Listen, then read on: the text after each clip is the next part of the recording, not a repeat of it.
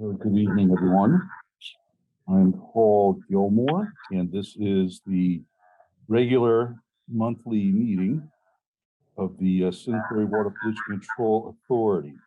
Today is Thursday, April 13th, 2023, and it's 7:01 p.m.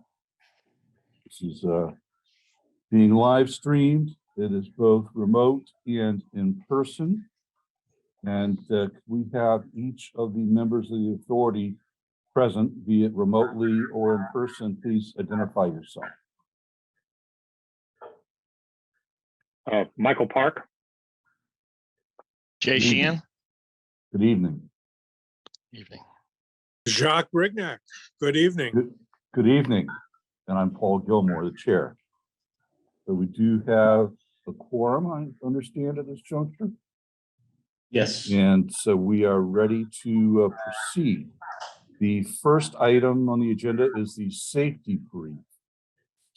So most of us are either in our homes where most accidents occur. So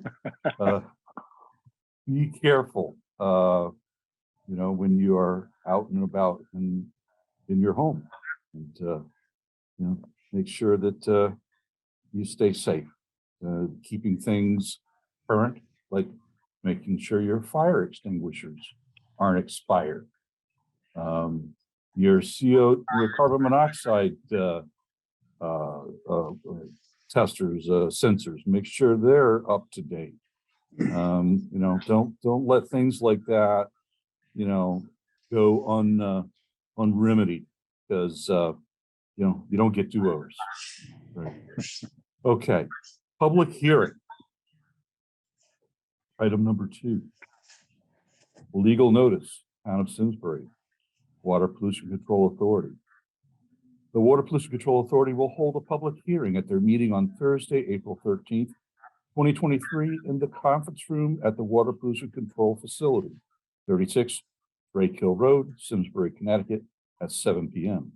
The meeting will be held in person or can be watched live, and will be rebroadcast on Comcast channels 96, 1090, Frontier channel 6071, and live stream or on demand at www.simsburytv.org. The purpose of this hearing is to review the sewer use fees for fiscal year 2023/24, as well as the proposal to change the sewer use charge from $360 per EDU to $375 per EDU for residential customers, and from $4.50 per CCF to $4.86 per CCF for non-residential customers beginning in fiscal year 2023/2024. Affected property owners shall have an opportunity to be heard concerning the proposed rate changes. Water Pollution Control Authority, Paul Gilmore, Chairman. Motion to open the public meeting. Do we have a second? Second. All in favor? Aye. Aye. Motion carries unanimously, and the public hearing is hereby declared open. All right. Who wishes to remark? I can start. We, as we've done always for the past 6 or 7 years, we have our revenue model that we go by to show you guys our capital projects and our expected expenditures over a 5 or 6 year period. Right now, with the cost of materials and things of that nature, we felt it would be prudent to raise the sewer rates by about 4% this year. And then we should be able to be steady state for a year. And I think probably again, another 2 more years, raise it another 5%. I think a 10% total increase is going to be the prudent thing to do overall in the coming years with the cost of materials and that.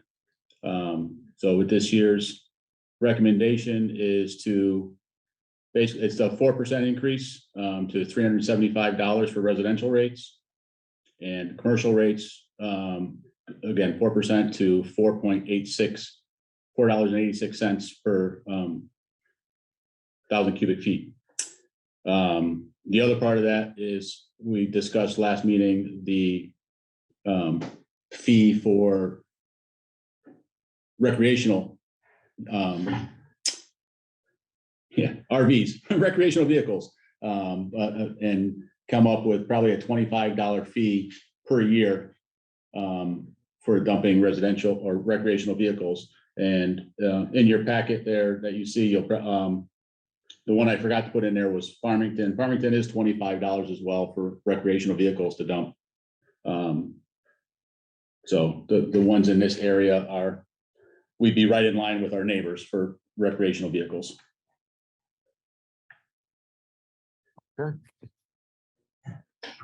Okay. Anybody have any questions about this proposed policy? Anyone want to discuss any particulars of it?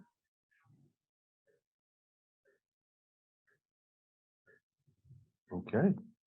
Does anyone wish to make a motion as to an increase in the sewer user fees? You have to close the public hearing first, Paul. Oh, that's right. Oh, I'm sorry. Motion to close the public hearing? Second. All right. All in favor of closing the hearing? Aye. Aye. Motion carries unanimously. Okay. So then the next order of business would be to entertain any motion relative to either changing the sewer use fees or keeping them current. Motion to increase the fees as recommended? Second. All right.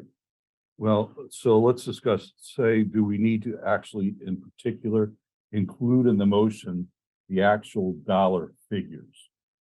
It'd probably be approved. There's a motion on the next page. a draft Right, I motion. saw that. And what I didn't like about that one is it had the commercial rate going to $4.86, not relative to any measurement, just $4.86 instead of per 1,000 cubic feet. So I would be looking for a motion to set new sewer use fees for fiscal years 23-24 residential rate to $375 per EDU, and that the commercial rate be changed to $4.86 per 1,000 cubic feet, effective for the fiscal year 23-24 billing cycle, and also to establish a $25 annual fee for residents to dispose of recreational vehicle waste.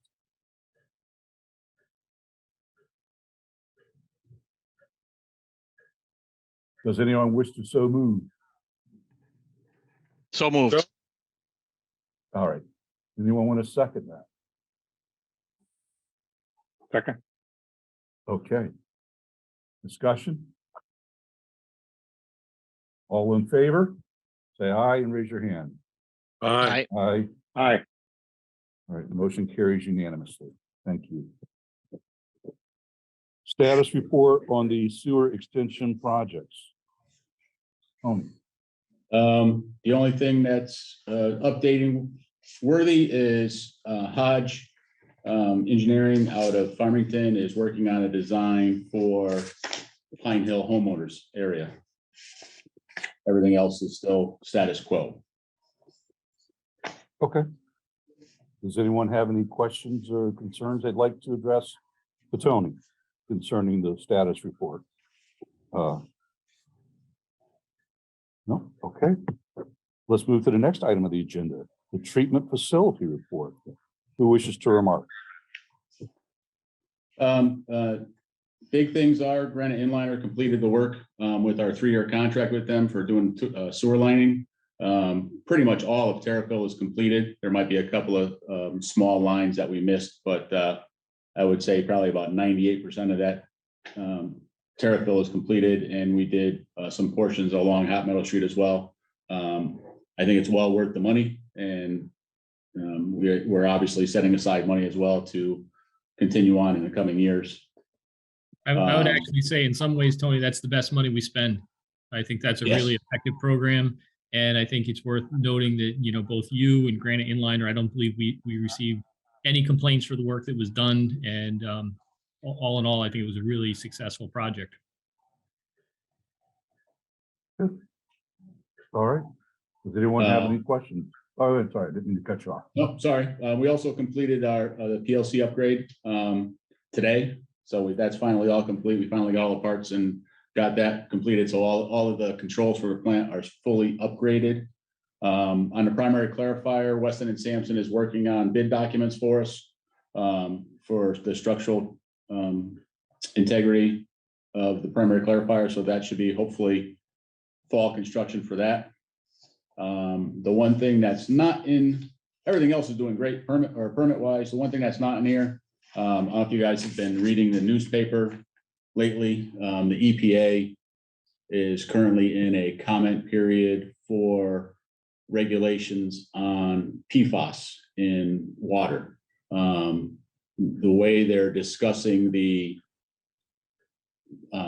rule that they're trying to implement, it looks like it's going to only affect drinking water. However, right now, just so you guys know, the current action level in Connecticut for PFAS is 70 parts per trillion. The number that the EPA wants to go down to, and it may have been a misprint, I'm hoping it was a misprint, was 0.004 parts per trillion as a limit for PFAS in water. They also put in the rule that it will apply to any industry that discharges to a body of water. So it could be a real major effect on sewer treatment plants as well. So we're keeping an eye on that. And we'll see what happens. All right. It could be a more expensive upgrade than the last one, if that comes to fruition. Okay. We will tackle that if and when it materializes. Anyone Tony- have any questions? Yeah, Tony, do you want to make a comment on behalf of the WPCA to the EPA on this? Because it's comment period. If you guys would like, I can write something up, and I know Jay has better contacts through the CWPAA. We can get something going as well. I think it'd be great if you write something up.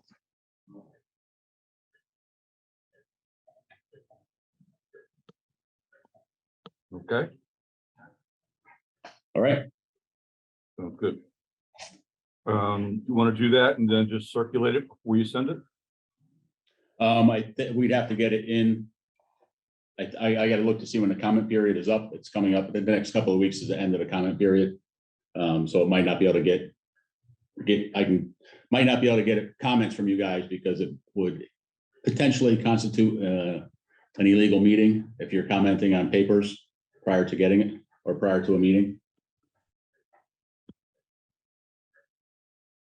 Tony, I believe if you send it out and you receive comments individually from each board members, that would be sufficient. Okay. So when the comments come back, you can direct them just to Tony, not to the do not reply all.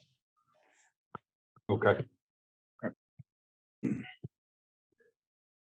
All right. So let's move on to correspondence. No correspondence. Okay. Then we have the with respect to correspondence, so weren't you going to send out some sort of communication to clarify something? I have not completed that yet. Okay. Is it reaching a point where it's time sensitive? No. Okay, fair enough. You think that's something that you can have for us for the May meeting? Yes. Terrific, thank you. All right, March meeting minutes, possible approval. Has everyone had an opportunity to review these minutes? Yeah.